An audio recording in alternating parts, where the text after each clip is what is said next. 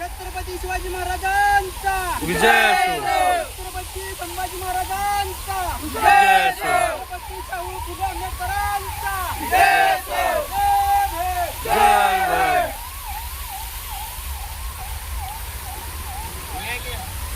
कशासाठी ज्योत चालू आहे तुमच्या ते? हे बघा, वर्षांमधून ऐतिहासिक विहिरीपासून ते भीमा कोरेगाव पर्यंत आमची हे पदयात्रा असलेली आहे.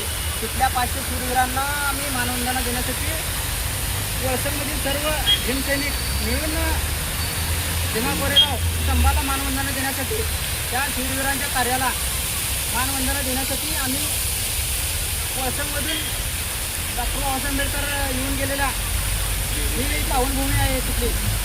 डॉक्टर बाबासाहेब आंबेडकरांनी त्या विहिरीतलं म्हणजे पाणी रेशमीचं धोरण काढून पिऊन म्हणजे सर्व गावकऱ्यांना पाणी पिण्याची सुविधा 1937 साली म्हणजे 24 जानेवारी 1937 साली हे केली, खुली करून दिली.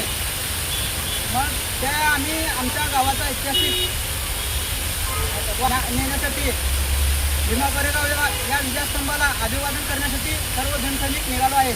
जय भीम. काय आव्हान आहे तुमचं जनतेसाठी? काय आव्हान आहे तुमचं यापुढं?